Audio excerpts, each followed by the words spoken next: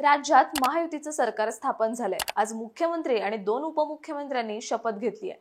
मुंबईमधल्या आझाद मैदानावर हा शपथविधी सोहळा पार पडला। पंतप्रधान नरेंद्र मोदी, केंद्रीय गृहमंत्री अमित शहा आणि अनेक मान्यवरांच्या उपस्थितीत देवेंद्र फडणवीस यांनी तिसऱ्यांदा मुख्यमंत्री पदाची तर एकनाथ शिंदेंनी पहिल्यांदाच उपमुख्यमंत्री पदाची शपथ घेतली। या शपथविधी सोहळ्याचं वैशिष्ट्य म्हणजे राष्ट्रवादी काँग्रेसचे राष्ट्रीय अध्यक्ष अजित पवारांनी 6व्यांदा उपमुख्यमंत्री पदाची शपथ घेतली आहे। त्यामुळे अजित पवार हे सर्वाधिक वेळा उपमुख्यमंत्री होणारे एकमेव नेते ठरलेत।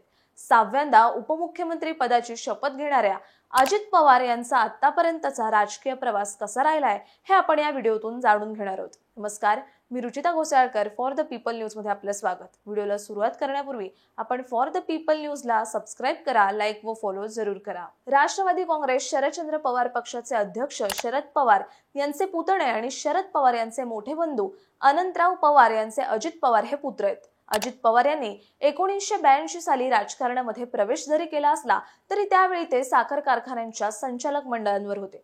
अजित पवार यांची राजकारणात मोठ्या व्यासपीठावर एंट्री झाली ती 1991 मध्ये। त्यावेळी झालेल्या लोकसभा निवडणुकीत पवार कुटुंबाचा बालेकिल्ला असणाऱ्या बारामती लोकसभा मतदारसंघातून अजित पवार थेट लोकसभेत निवडून गेले। त्यावेळी पंतप्रधान झालेल्या पी.व्ही. नरसिंह राव यांच्या मंत्रिमंडळात महाराष्ट्रात मुख्यमंत्री असलेल्या शरद पवारांना संरक्षण मंत्रीपद देण्यात आलं। त्यामुळे शरद पवारांना केंद्रीय राजकारणात जाण्यासाठी अजित पवारांनी आपल्या खासदारकीचा राजीनामा दिला। त्यानंतर 1991 मध्ये लगेचच विधानसभा निवडणुकीत अजित पवार बारामती विधानसभा मतदारसंघातून निवडणुकीसाठी उभे राहिले आणि त्यावेळी ते पहिल्यांदाच विधानसभेवर आमदार म्हणून निवडून गेले। तेव्हापासून ते आजपर्यंत बारामती विधानसभा मतदारसंघातून आमदार म्हणून अजित पवार निवडून येत आहेत आणि म्हणूनच बारामती विधानसभा मतदारसंघ हा अजित पवारांचा बालेकिल्ला मानला जातो। 1991 मध्ये राज्यात तेव्हाचे मुख्यमंत्री सुधाकरराव नाईक यांच्या नेतृत्वाखाली सरकार होतं। पहिल्यांदाच विधानसभेवर निवडून गेलेल्या अजित पवारांना राज्याच्या मंत्रिमंडळात कृषी राज्यमंत्री पद देऊन समाविष्ट करण्यात आलं। त्यानंतर अशी काही गोष्ट घडली की ज्यामुळे राज्याच्या राजकारणात मोठी उलथापालथ झाली आणि ती गोष्ट म्हणजे बाबरी मस्जिद पाडण्यात आली आणि त्याचे पडसाद महाराष्ट्रात देखील पाहायला मिळाले। दंगली आणि लागोपाठ बॉम्बस्फोट यामुळे महाराष्ट्र, मुख्यतः मुंबई हादरलं आणि यामुळे तेव्हाचे तत्कालीन पंतप्रधान पी.व्ही. नरसिंह राव यांनी शरद पवारांना पुन्हा राज्यात मुख्यमंत्री म्हणून पाठवलं। शरद पवारांनी मुख्यमंत्री पदाची शपथ घेतली आणि नव्या मंत्रिमंडळाची स्थापना झाली, ज्यामध्ये अजित पवारांना ऊर्जा राज्यमंत्री पद देण्यात आलं होतं। त्यानंतर 1999 मध्ये शरद पवारांनी स्थापन केलेल्या राष्ट्रवादी काँग्रेसमध्ये अजित पवार आले। 1999 मध्ये महाराष्ट्रात काँग्रेस सोबत राष्ट्रवादी काँग्रेसनं आघाडी सरकार स्थापन केलं। त्यावेळी विलासराव देशमुख मुख्यमंत्री झाले आणि त्यांच्या सरकारमध्ये अजित पवारांना कॅबिनेट मंत्रीपद देण्यात आलं। त्यांच्यावर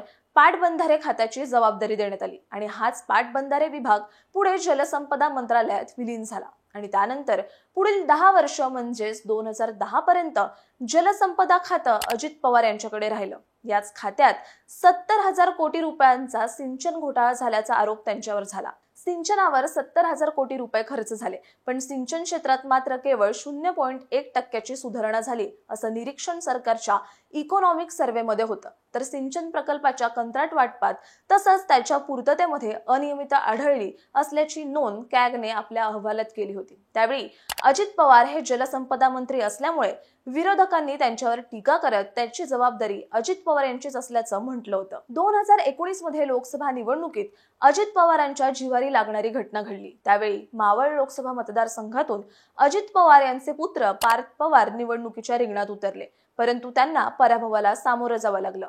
पवार कुटुंबात या पिढीतल्या पवारांपैकी पहिल्याच पवाराचा पराभव झाला होता, त्यामुळे तो अजित पवारांच्या जिव्हारी लागला। पिंपरी चिंचवड अजित पवार यांचा बालेकिल्ला मानला जातो आणि इथेच पराभव झाल्यामुळे ते नाराज झाले। 2019 मध्ये झालेल्या विधानसभा निवडणुकीत राज्यातील जनतेनं युतीला स्पष्ट बहुमत दिलं, मात्र मुख्यमंत्री पदाच्या मुद्द्यावरून उद्धव ठाकरेंनी वेगळी भूमिका घेतली, त्यातून युतीत फूट पडली। त्यावेळी अजित पवारांनी पहाटे देवेंद्र फडणवीस यांच्यासोबत उपमुख्यमंत्री पदाची शपथ घेतली।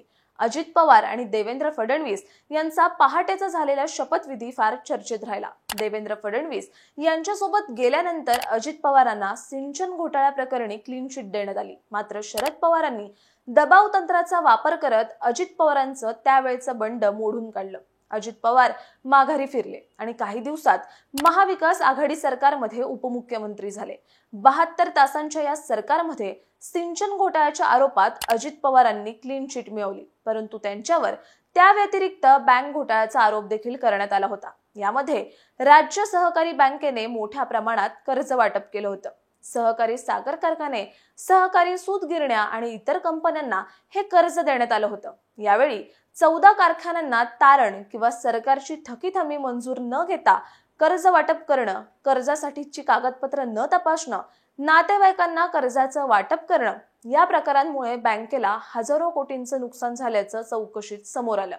कर्ज देण्यात आलेल्यांमध्ये अजित पवार यांचं नाव होतं. त्यावेळी 2012 मध्ये अजित पवारांनी मंत्रिपदाचा राजीनामा देखील दिला होता, परंतु नंतर ते सरकारमध्ये सामील देखील झाले होते. महाविकास आघाडीचं सरकार सुरळीत सुरू असतानाच एकनाथ शिंदे यांनी शिवसेनेत बंड केलं आणि सरकार कोसळलं. त्यानंतर शिंदे भाजपच्या पाठिंब्याने मुख्यमंत्री झाले. त्यावेळी अजित पवार यांनाही ती संधी होती अशी चर्चा होते. मात्र अजित पवारांनी त्यावेळी बंड केलं नाही. राज्यात शिंदे सरकार आल्यानंतर अजित पवार विरोधी पक्षनेते बनले, परंतु जुलै 2023 मध्ये त्यांनी राष्ट्रवादी काँग्रेसमध्ये बंड केलं आणि ते देखील महायुती सरकारमध्ये सामील झाले. तेव्हा देखील ते उपमुख्यमंत्री झाले. 2024 मध्ये आत्ताच झालेल्या विधानसभा निवडणुकीत महायुतीला स्पष्ट जनादेश मिळालाय. सर्वाधिक आमदार असलेल्या भाजपचा मुख्यमंत्री तर शिवसेना व राष्ट्रवादी काँग्रेसला उपमुख्यमंत्री पद असा फॉर्म्युला ठरल्याने पुन्हा एकदा अजित पवार महायुतीच्या सरकारमध्ये उपमुख्यमंत्री झालेत. उपमुख्यमंत्री म्हणून अजित पवारांची ही 6वी टर्म आहे आणि महाराष्ट्र सरकारमध्ये त्यांना अर्थमंत्री, जलसंपदा आणि ऊर्जा मंत्री म्हणून कामाचा दांडगा अनुभव आहे. अजित पवारांच्या आतापर्यंतच्या राजकीय प्रवासाबद्दल तुम्हाला काय वाटतं? तुमचं मत कमेंट करून सांगा. व्हिडिओ आवडल्यास लाईक करा आणि फॉर द पीपल न्यूजला फॉलो करायला विसरू नका. धन्यवाद.